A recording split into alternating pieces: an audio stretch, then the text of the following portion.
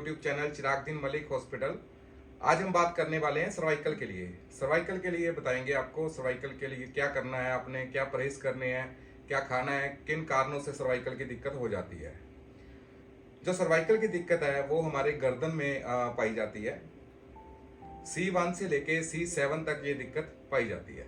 उसके नीचे thoracic disc start हो जाती है, उससे नीचे लंबर स्पाइन डिस्क स्टार्ट हो जाती है। जो सर्वाइकल की प्रॉब्लम है वो हमारे गर्दन से लेके हमारी आर्म्स में भी पेन आना शुरू हो जाता है। और ये दिक्कत अगर C6 C7 में दिक्कत है तो आपकी आर्म्स में भी ये पेन आना शुरू हो जाएगा, जिससे हमारी नर्व सिस्टम ब्लॉक हो जाता है।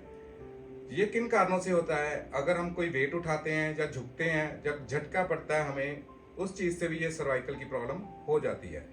अगर आपको सर्वाइकल की दिक्कत है तो आपके बाजू में भी पेन आना शुरू हो जाएगा। अगर बाजू में भी पेन आना शुरू हो गया तो आपकी आर्म सुन्न होनी शुरू हो जाएंगी, भारी होनी शुरू हो जाएंगी, हैवीनेस हो जाएगी। तो इससे आपने कैसे बचना है ये आपको डॉक्टर इमरान बताएंगे कि कैसे बचना है आपने। देखिए, पहले तो हमें ये जानना बहुत ज़रूरी है कि जो हमारे गर्दन में पेन हो गई है कि वो एक्चुअली वाकई में सर्वाइकल है भी या नहीं। क्योंकि आजकल बहुत ही कॉमन, जैसे सारी हमारी लाइफ बड़ी हेक्टिक हो गई है, बहुत बिजी शेड्यूल में हमारी गर्दन की मोबिलिटी हो गई है, मूवमेंट हो गई है, सारा प्रेशर हमारी नेक के ऊपर है। जैसे थोड़ा सा गर्दन झुका के हम काम करते हैं या सिर पे कोई वजन उठा लेते हैं या कोई बॉडी वार्म अप नहीं है, कोई काम कर लिया, कोई जर्क लग गई, तो उससे क्या होता है कि हमारी मांसपेशियां गर्दन की खींच जाती हैं, मांसपेशी में खिंचाव पैदा हो जाता है। तो जिससे क्या होता है कि हमारी सारी जकड़न बन जाती है, मांसपेशियों में सूजन आनी शुरू हो जाती है और हमारे कंधे दर्द से भर जाते हैं। तो धीरे धीरे ये पेन बढ़ती है, धीरे धीरे पेन बाजू में आती है, थोड़ा सा नमनेस आनी शुरू हो जाती है फिंगर्स में, तो एक पेशेंट घबराने लग जाता है। तो पेशेंट की घबराहट से जब पेशेंट डॉक्टर के पास जाता है तो डॉक्टर पहले उसको बहुत ही सिंपल सी अपनी मेडिसिन जैसे दे देते हैं, बता देते हैं कि कोई मसल रिलैक्सेंट ले लो या कोई हीट पैड वगैरह का कोर्स कर लो।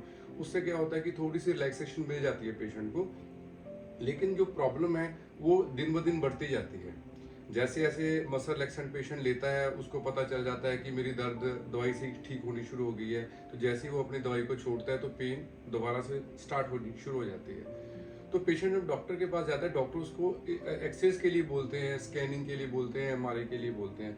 तो जैसे ही पेशेंट एक्सरे वगैरह करवाता है उसमें उसको पता चलता है कि डायग्नोज किया हो कि C6 और C7 में उनकी वेन प्रेस हो गई, तो हम उसको सर्वाइकल बोलते हैं। जो नस दब जाती है उससे ब्लड सर्कुलेशन कम हो जाता है, जिसकी वजह से आर्म्स में पेन आने शुरू हो जाते हैं, नमनेस शुरू हो जाती है, पेशेंट के हाथों में सुन्नापन आना शुरू हो जाता है। तो वो धीरे बढ़ती बढ़ती उसको वो सर्वाइकल का रूप ले लेती है, जिससे पेशेंट को काफ़ी घबराहट होनी शुरू हो जाती है, चक्कर आने शुरू हो जाते हैं, BP भी इंक्रीज होना शुरू हो जाता है। तो ये बेसिक हमें ये जान लेना चाहिए कि सर्वाइकल प्रॉब्लम है क्या बेसिकली। जो सर्वाइकल के परहेज हैं, अगर आपको भी सर्वाइकल की प्रॉब्लम हो चुकी है तो आपने एक तो वेट नहीं उठाना, हैवी वेट नहीं कैरी करना। अगर आप जिम करते हो तो आपने शोल्डर की एक्सरसाइज नहीं लगानी और ज़्यादा भारी वेट आपने बिल्कुल भी उठाना नहीं है। और झटके का ध्यान रखना है आपने। अगर बाइक चलाते हो, कार चलाते हो तो जर्किंग का ध्यान रखना है, स्पीड ब्रेकर का ध्यान रखना है आपने। कोई वेट नहीं उठाना, झुकना नहीं है, इन चीज़ों का आपने परहेज करना है। और डाइट में आपने क्या परहेज करना है? एक तो आलू चावल, लस्सी, दही, अचार, ये चीज़ें आपने बिल्कुल भी नहीं खानी। आप vitamin D, vitamin C, vitamin E ले सकते हो, कैल्शियम ले सकते हो, दूध ले सकते हो, ब्रोकली ले सकते हो। अगर आप नॉन वेज खाते हो तो आप फिश भी ले सकते हो।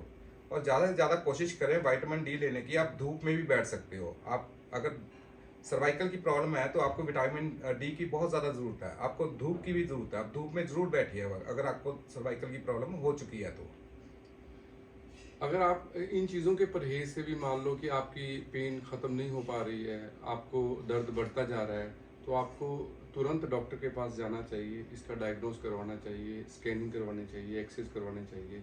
जैसे ही आपको पता चले कि आपकी सर्वाइकल स्पॉन्डिलाइटिस हो चुका है या C6 C7 में नर्व प्रेस होनी शुरू हो गई है, तो आपको तुरंत डॉक्टर की सलाह लेनी चाहिए और इसका ट्रीटमेंट आपको शुरू कर देना चाहिए। और कई पेशेंट ऐसे हैं कि वो घबराहट के कोई डॉक्टर इंजेक्शन लगवाने शुरू कर देते हैं या पेशेंट के कॉलर लगाना शुरू हो जाता है, उससे क्या एक सपोर्ट मिल जाती है, पेशेंट को थोड़ा सा पेन में रिलीफ मिल जाता है स्पोर्ट से, कॉलर सपोर्ट से। और जैसे पिल्लो अवॉइड करना शुरू कर देते हैं पेशेंट। लेकिन इन चक्करों से भी आपको कुछ आराम या कुछ लाभ नहीं मिल पा रहा, तो इससे घबराने की आपको कोई ज़रूरत नहीं है। इसका ट्रीटमेंट बिल्कुल पॉसिबल है। इसकी हमारे पास बहुत अच्छी अच्छी थेरेपीज़ हैं, काफ़ी अच्छे ऑयल्स हैं, काफ़ी अच्छी मेडिसिन हैं जिनसे हम पेशेंट को क्योर करते हैं।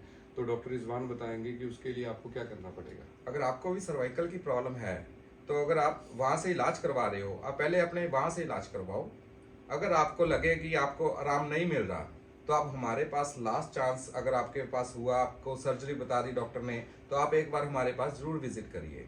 आप ठीक हो सकते हो, ऐसे ही आपका ठीक हो जाएगा, विदाउट मेडिसिन ठीक हो जाएगा।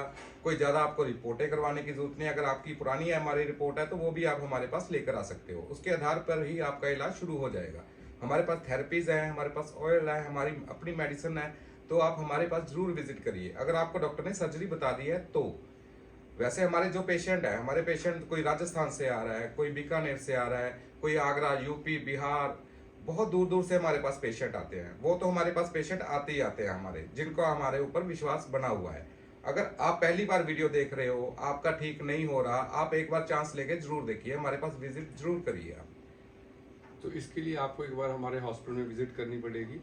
तो एक बार आप हमारे हॉस्पिटल में आए। अब हमारा हॉस्पिटल बठिंडा, हनुमान चौक, माता रानी गली, डॉक्टर चिराग बिन मलिक हॉस्पिटल हमारा बठिंडा में है, पंजाब में है। और हमारी कोई भी और एक्स्ट्रा ब्रांच कहीं भी नहीं है, सिर्फ पंजाब बठिंडा में ही हमारी ब्रांच है।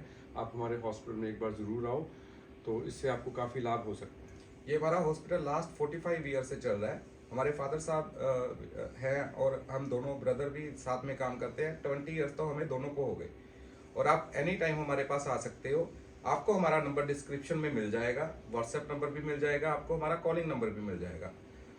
और आप जरूर कोशिश करिए, अगर आपको सर्वाइकल की दिक्कत है, सर्वाइकल स्पॉन्डिलाइटिस की दिक्कत है, आपको लंबर स्पाइन की दिक्कत है, शोल्डर की दिक्कत है, नीज की दिक्कत है, तो आप हमारे पास जरूर विजिट करिए। और हमारा चैनल लाइक कीजिए, सब्सक्राइब कीजिए और शेयर कर दीजिए। Thank you so much. हमारा वीडियो देखने के लिए धन्यवाद। Thank you. लाइक जरूर कर दीजिए, सब्सक्राइब भी कर दीजिए, शेयर भी कर दीजिए। Thank you so much.